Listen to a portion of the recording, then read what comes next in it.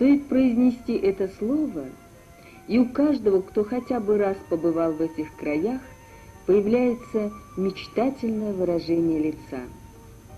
Действительно, Зилим – это одна из самых чистых и живописных рек Башкирии.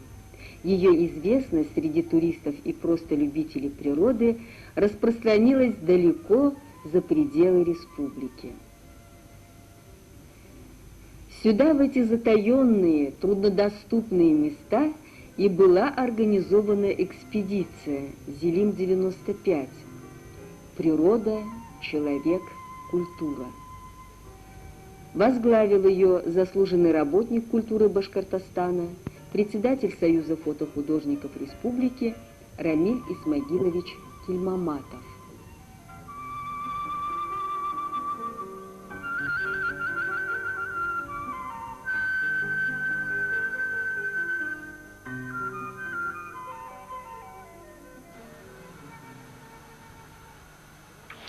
В июле 1995 года состоялась экспедиция акции «Зилим-95. Природа, человек, культура».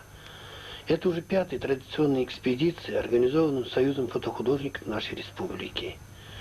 Постоянными соучредителями нашей экспедиции были Министерство культуры республики и Министерство природопользования.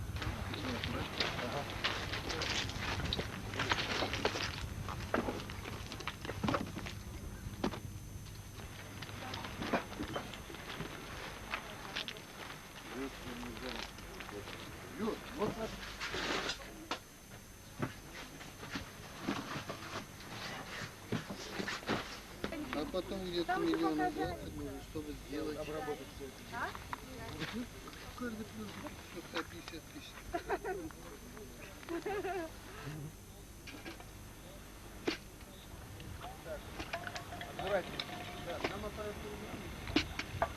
Фотографии пришлем, ребята!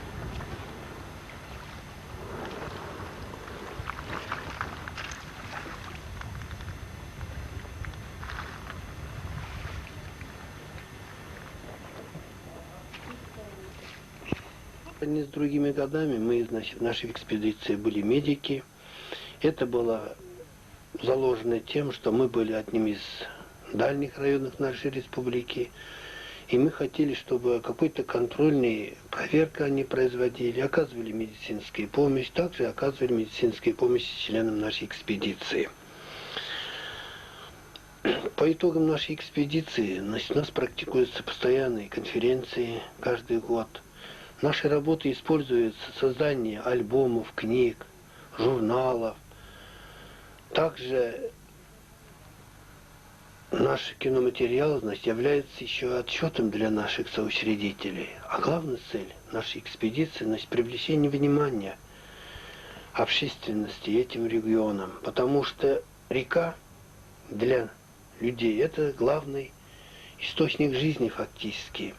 В этом году мы начали свою экспедицию именно почему в Белорецком районе. По этому району проходит река Агидель, наша главная водная артерия нашей республики.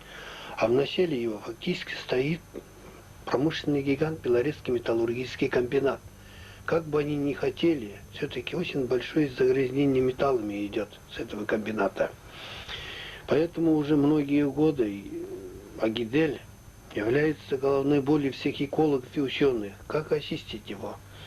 И поэтому вот первый наш визит был генеральному директору этого комбината Кулеше Вадиму Анатольевичу.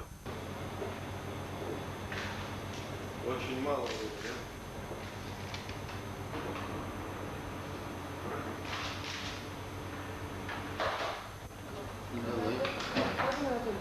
Вот первый вопрос такой. Вы там обратили внимание уже в программе о влиянии промышленности на экологическую обстановку.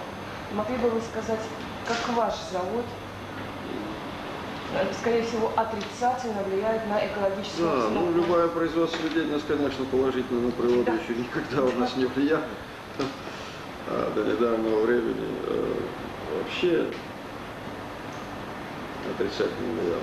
А мы, поскольку мы находимся в верховье Белой, по существу в верховьях и Белого, и Урала. Да, несете ответственность уже за... Поэтому к нам внимание особо пристально, да и сами мы все жили здесь местные, здесь родились, здесь выросли.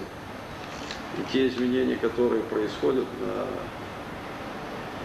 в жизни одного поколения, значит, вот я здесь родился, здесь вырос, учился, покуда здесь, они очень заметны, конечно, и они не в лучшую сторону.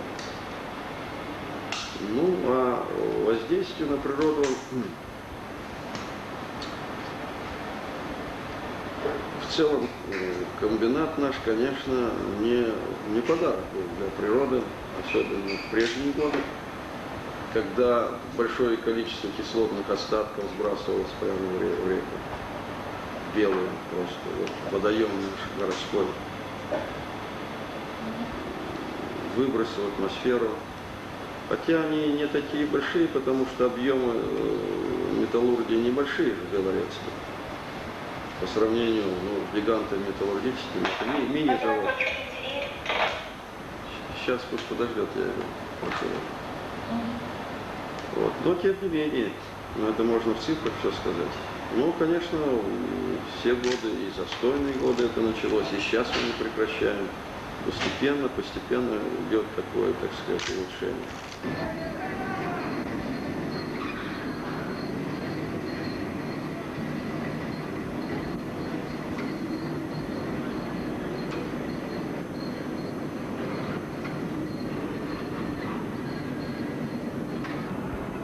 По словам Вадима Анатольевича, социальная сфера на комбинате как была, так и поддерживается, хотя по условиям приватизации она должна передаваться администрации города.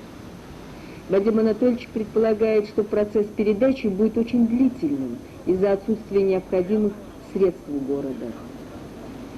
На комбинате 55% жилья от общегородского, сотни километров тепловых сетей, 17 детских садиков, и ни один из них не закрыт. Кроме того, клубы, дворцы, действуют профилактории, продолжается строительство. В 1994 году ввели в строй зал тяжелой атлетики. Заканчивается строительство 25-метрового бассейна. Приобрели новый чешский подъемник для нарезания трассы. В проекте строительство церкви. Сейчас на комбинате работает около 17 тысяч человек. В свое время здесь вводились ограничения на прием рабочих. Сейчас же, в связи с ростом производства, людей стали принимать на завод. Продолжается работа в сфере экологии. Сокращены сбросы в атмосферу за счет применения более технологичных процессов.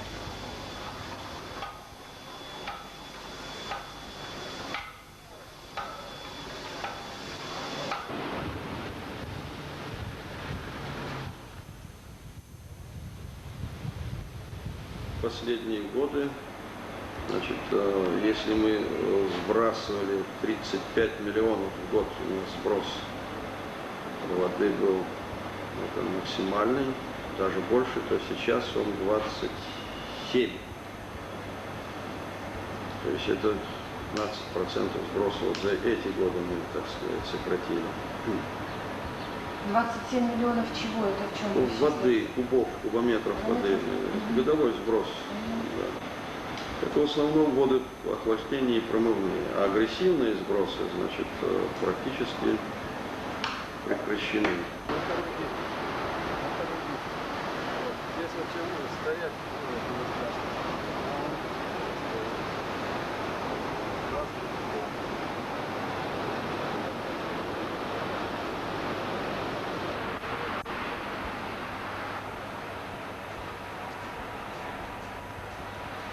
Да, Белорецк. Будем говорить, даже вот середина пруда у нас есть анализ. Вода очень чистая. А по экологии что там? Вот уже от комбината, будем говорить, начиная до Арского камня, вода, коэффициент имеет где-то 2,2. То есть чистая, нет, она чистая, но чуть-чуть уже идет загрязнен. Здесь у нас появляются нитриты, нитраты, нефтепродукты. Ну Ну и все, вот в основном такие. Металлы у нас есть, но они периодичны. То есть иногда вот выскочит вдруг неожиданно ни с того ни с сего. Месяц-два. Нет, тут именно цветные выскакивают. Выскакивает, нет, никель не выскакивает. Выскакивает у нас в основном цинк, бывает, вот, медь. Сергей Петрович Сюрдин, начальник Туканского комбината, хорошо знает историю родного предприятия и с горечью констатирует его настоящее.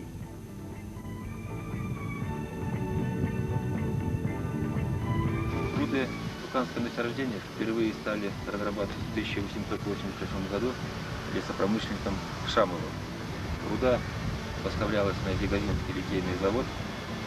Здесь где-то большой поселок, он сейчас функционирует, где переплавлялась и отправлялась дальше в Россию.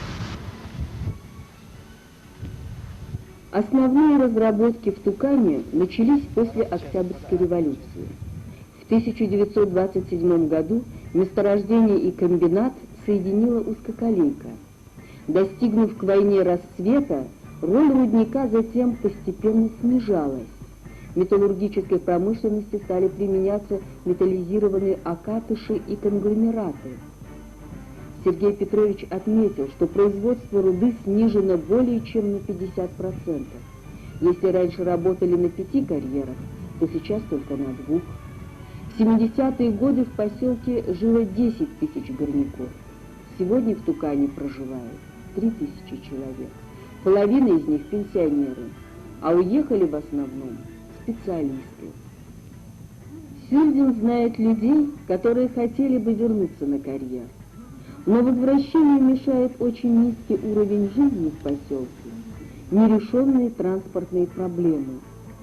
Сергей Петрович уверен, что если удастся решить их, то люди вернутся и дадут новую жизнь руднику. А руда Туканского месторождения уникальна. Она не содержит вредных примесей и используется в основном для производства часовых пружин, пружинной проволоки, канатов. В последнее время роль местной руды сильно возросла, потому что дорого стало сырье, привозимое из Казахстана. Из-за длинных перевозок овчинка, как говорится, перестала стоить выделки.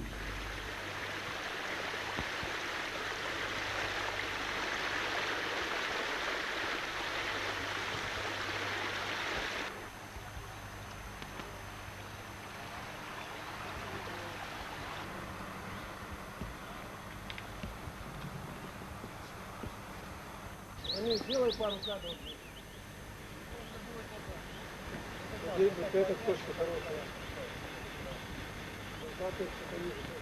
Вот уже 10 лет проводит свой отпуск на Зелимских берегах профессор Башкирского государственного университета Марс Килязович Сафаров.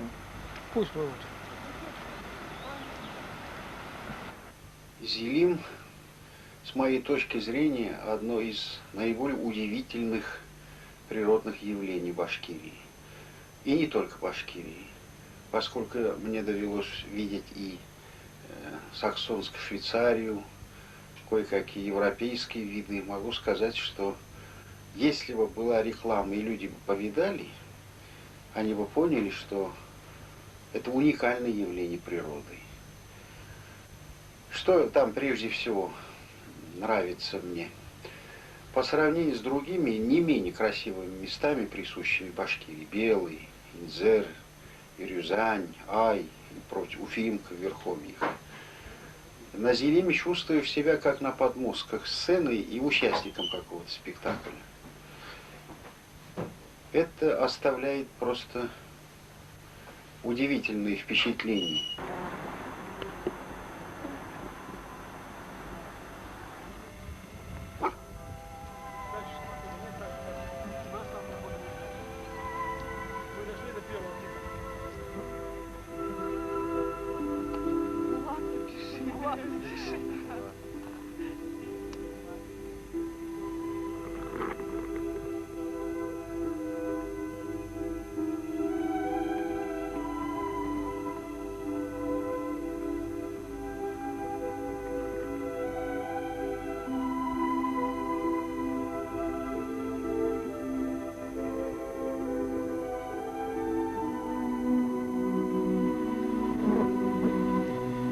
там могло быть еще лучше.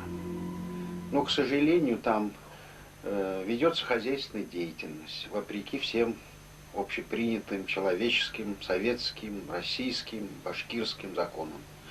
Вот, например, я в свое время, увидев скот на выпасе в лесу, в прибрежной зоне, думал, что может быть там 10, может быть 15 тысяч телок и бычков. Когда можно было бы думать, что ущерб природе, конечно, наносится, но и что-то, и какой-то навар есть. А на самом деле, оказывается, там из деревни того же Гафурийского района, Бурлы под названием, загоняют скот на откорм. И всего-то их 100-120 голов.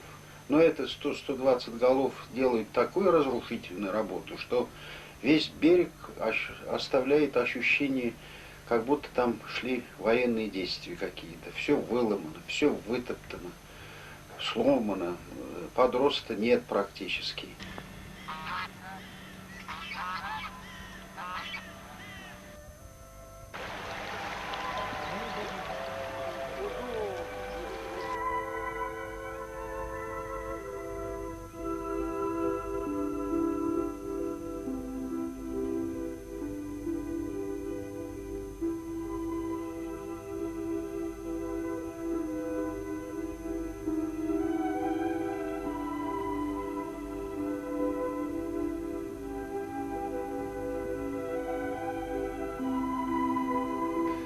На Зелиме есть еще такие места удивительные, а ведь это всего лишь полчаса лета вертолетом из Уфы. Как, например, знаменитые Талпаровской скалы, или называют местные Мембет-Тош, значит, и нам следовало так же их называть, где, как написано географами, излучено это 1,5 километра, почти единые известковая скала длиной отвесной, вот высотой отвесной 180 метров, а во втором ярусе еще 80 метров. Это уникальное явление природы.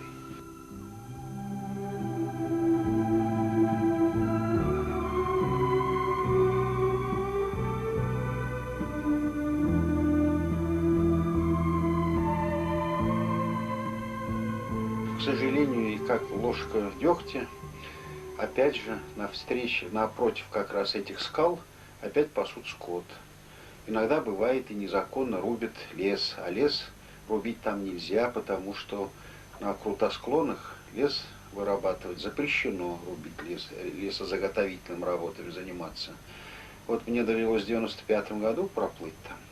Я видел, что там и сям рубят, значит, срубы, вот как раз из сосен и елок, добытых на крутосклонах. Причем вершинки выкидывают, все это гниет там.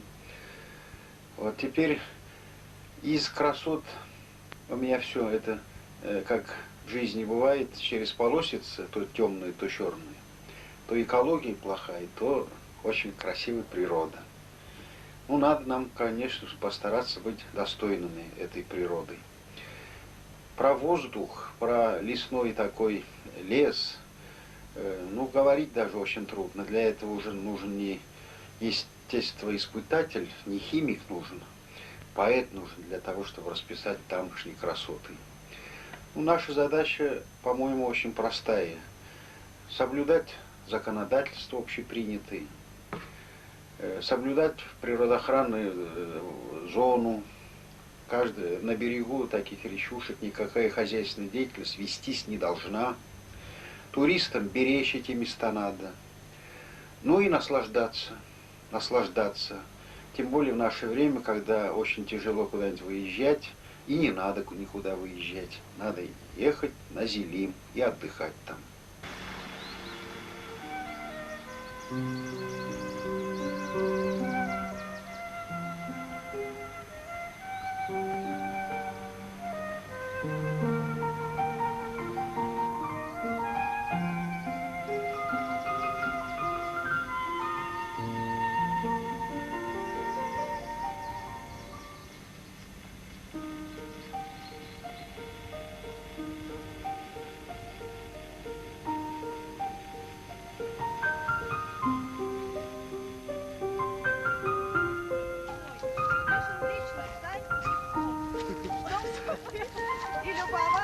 наследника престола синих морей и мелких речек и поздравить самолично водяного царевича Радика.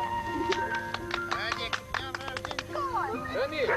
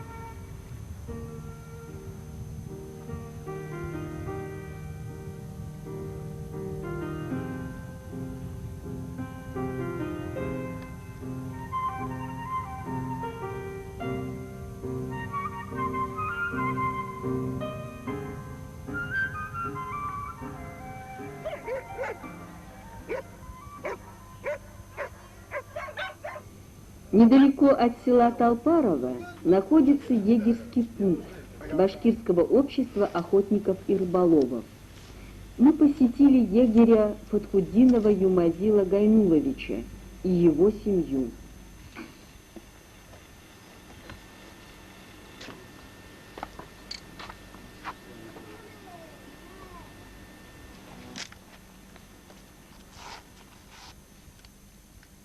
Ну-ка.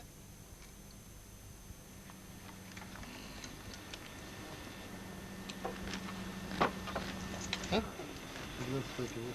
На 400, что ли? Ты совсем серьезный нам заказали.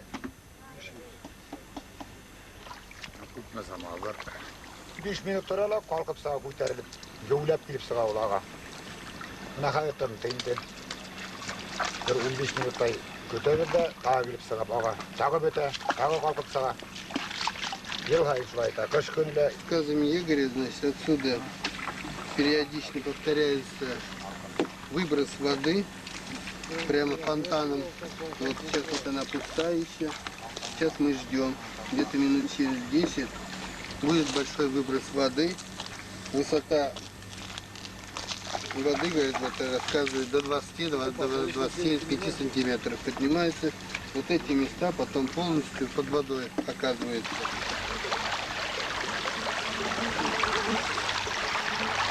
Bu участокның сіз заведующийінде. Әйе, біз мұнта ақыран қарап тұр. Қарайман жүр. Боланларда шатабыз, тоз халабыз, аюларды қарайбыз, балықларды көретеміз. Аю бар ма? Аю бар. Аю көбір қадыр. Қой ауыл? Онда урмандайбыз. Ирак мı? Yüzünüz görmediniz mi bu yıl? Yok hani. Bulanlar? Bulanlar da ergele alarda spesiyalli toz halıp, karmit itebіз, karitalar işlep, besen işleybiz, binlikler beyleybiz. Böyle plan bir şu plan tutarır gerek.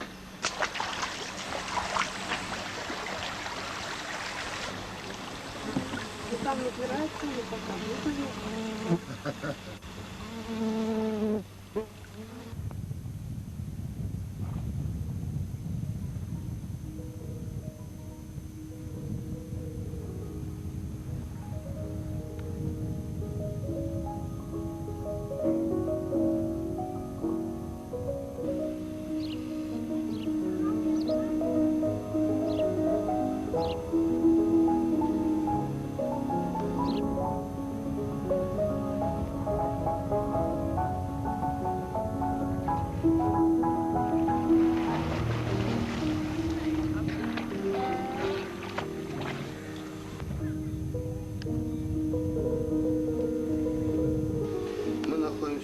Толпарова Гафурийского района, наш собеседник, глава администрации Карима Закария Ишведович.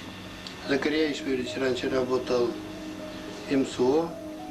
В этом году, вот 2 месяца тому назад, его вообще просили, хоть он уже в пенсионном возрасте, ему 66 лет, быть главой администрации заброшенной Богом деревни. Ну, в деревню меня это избирали, потому что все произвол судьба была. Работа кончилась, это прекратилось производство. Жить очень трудно было, поэтому старика избирали. Но основной у нас безработица. Люди не могут, основной массы, молодежь, на производство работать, нет работы. Вот каким-то образом надо было протянуть свет, высоковольтные линии для Толпарова. Тогда народ жил бы лучше, и можно было бы открыть производство. У нас для населения пиловочный материал полностью можно готовить. Нет свет, нет пилорам, ничего нету. Даже в течение года пить свет сидим. Очень трудно.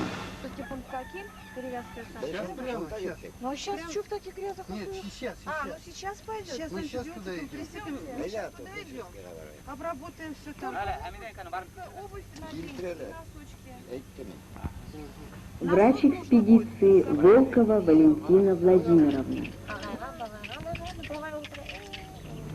Как врачи экспедиции мы наблюдали за состоянием здоровья участников экспедиции, а также состоянием здоровья жителей населения населенных пунктов, через которые проходил маршрут нашей экспедиции.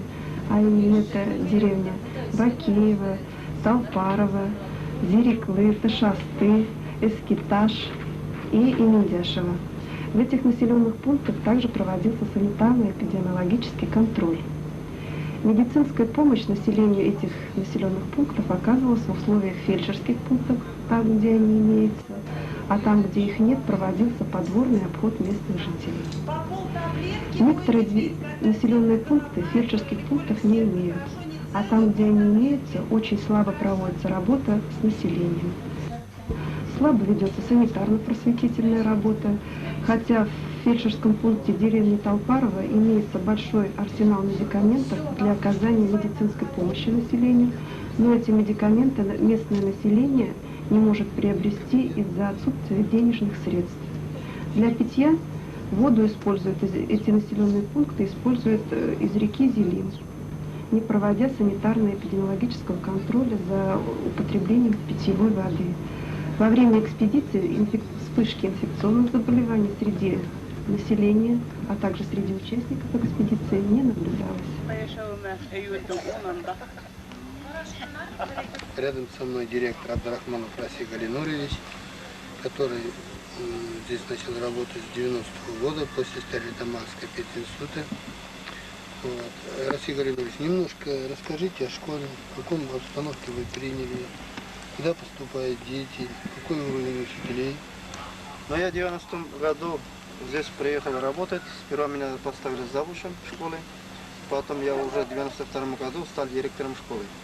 Ну что сказать, ну школа, конечно, у нас называется как средняя школа.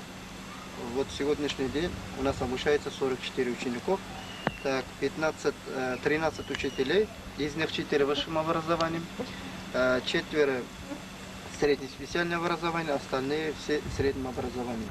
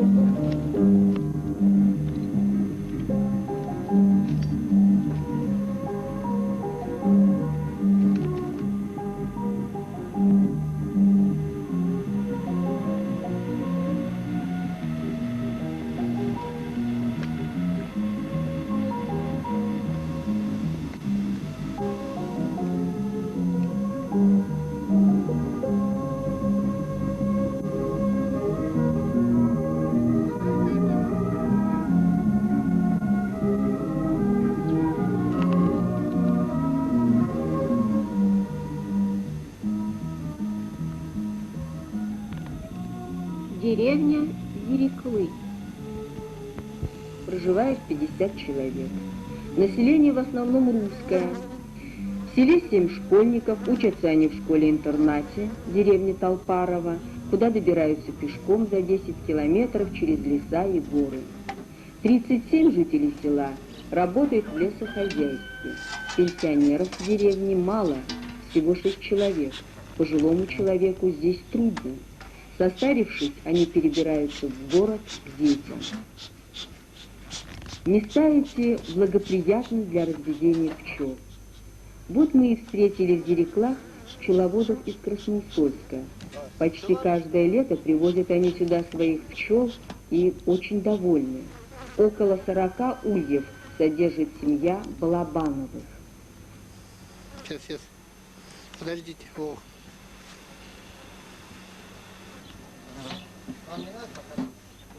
Иди занимайся вопросами. Иди занимайся. Ты как специалист. А вы рассказываете, что делаете сейчас, а? Брус срезаем. Брус. Да. Вот они набрусили, закрыли. Под брусом самый качественный мед, зрелый мед. А без бруса он еще жидковат, может быть. Влагу излишек содержать. Это лишки все надо убрать. Дождь будет, выкатывается он оттуда.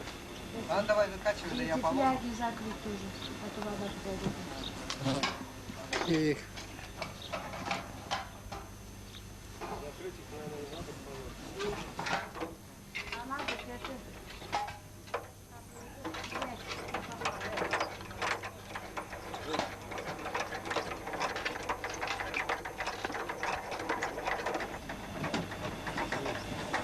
туда.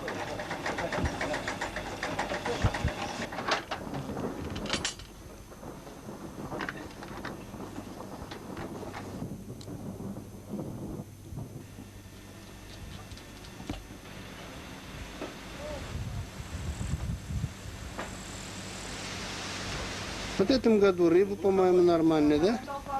Здесь они переловят. Могут все переловить. Потому что теплая вода скапливается в одно место. А люди ловят беспощадно. Любыми способами. Да, вчера мы видели, головля как бы взяли, мешок целый. Хариуса любыми способами. Вот. А вы кто будете? Я...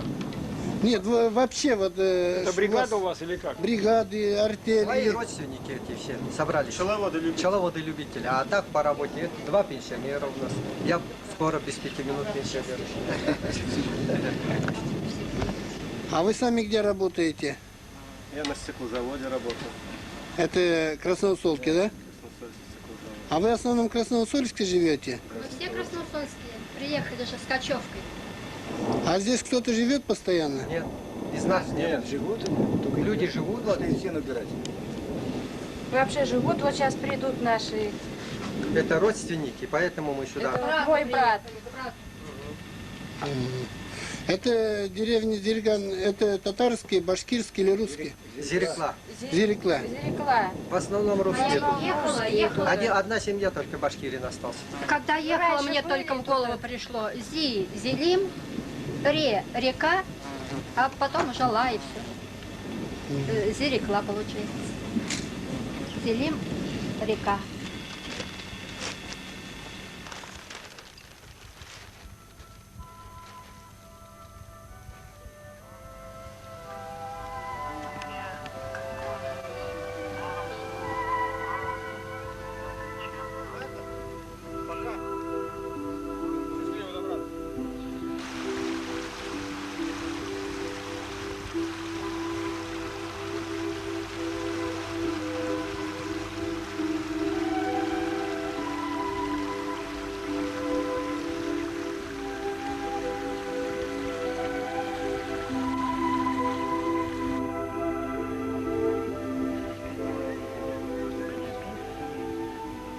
В районе пещеры Победы мы повстречались с палеонтологической экспедицией Уральского отделения Академии наук Российской Федерации. Начальник экспедиции, кандидат биологических наук Косинцев Павел Андреевич, очень обеспокоен состоянием пещеры Победа. да и других пещер в Башкирии тоже.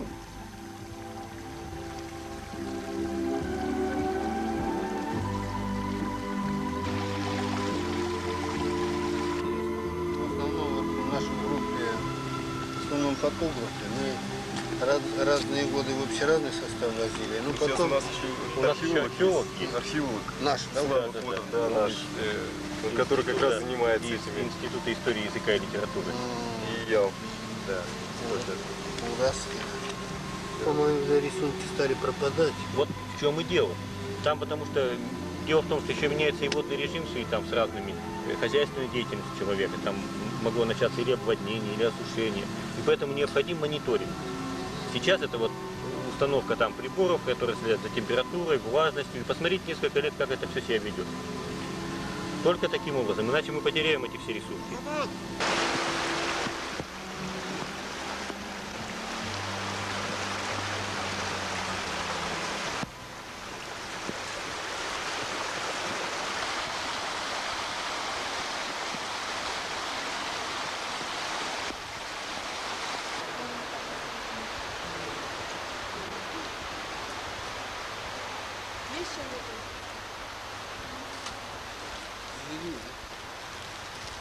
Где грязь, куда? Ну, я поняла. Остаток кострища, угли, потом бивень мамонта, кости мелких зверей и чашку, глиняную чашку с краской. С краской? Да. Это очень ценная находка.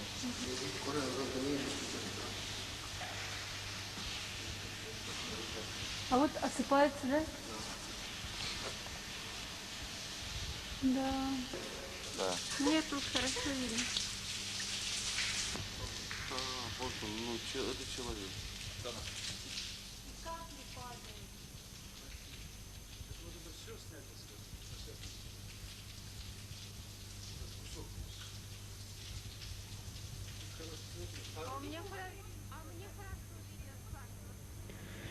Пещеры являются уникальными объектами. Причем уникальность это связана с целым рядом факторов. Но прежде всего это во многом уникальные геологические объекты, которые сформировались в результате очень длительных, многотысячелетних процессов природных, и которые позволяют изучать вот специфику этих процессов природных на разных территориях. И главное, изучение этих процессов возможно в глубине земли, то есть без строительства специальных каких-то штолен, бурения скважин, а вот в этих естественных природных полостях ученые могут изучать течение целого ряда различных естественных процессов.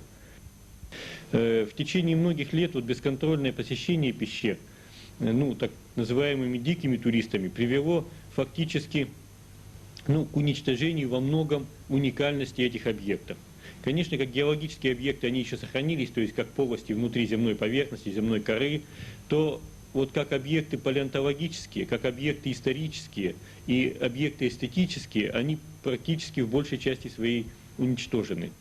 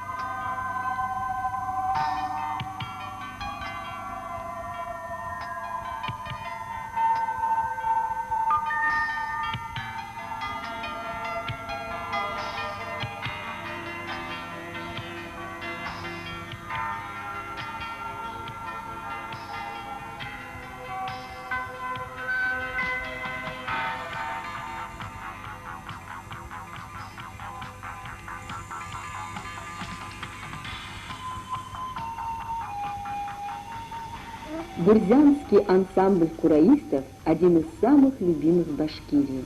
Его популярность распространяется далеко за пределами республики.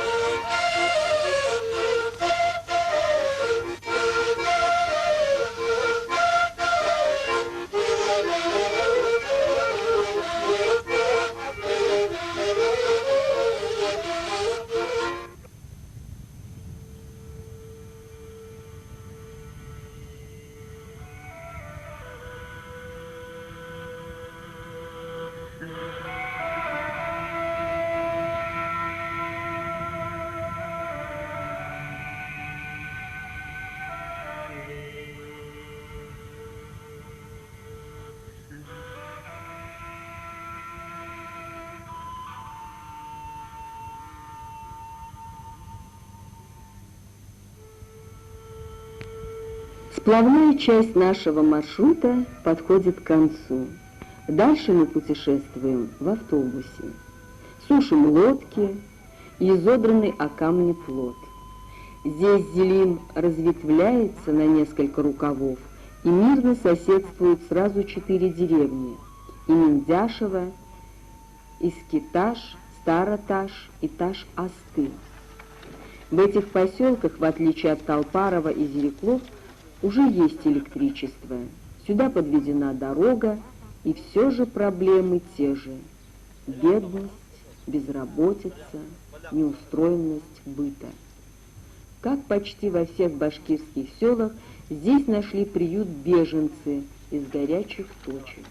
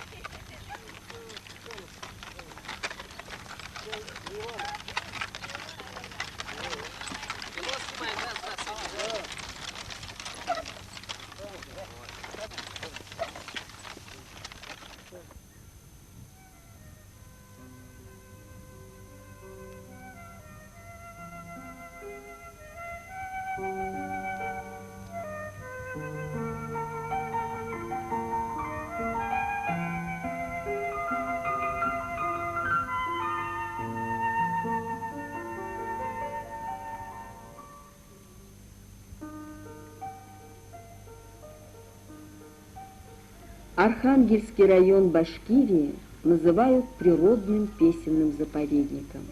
Его русская национальная культура сочетает в себе традиции Пензенской, Симбирской, Тамбовской, Нижегородской губерний. Здесь время как бы замедлило свой бег. На протяжении более 2 веков установившийся репертуар подвергался изменениям лишь в незначительной степени. И по сей день здесь живут песни, уже забытые или редко встречающиеся в других областях. Живут в селе Архангельском собирательницы русского фольклора Мария Кирилловна Макарова и Анастасия Александровна Киселева.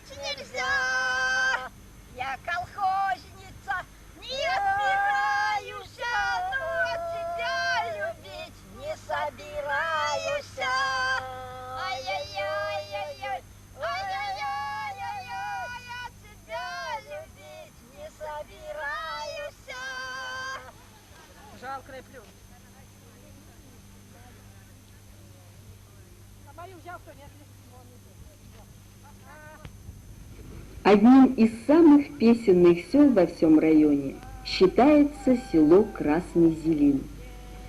Жители других сел признают его приоритет. У них все песни долгие, да с поворотом. Мы так не выведем. Здесь бережно сохраняют не только старинные напевы, но и свойственную им манеру исполнения.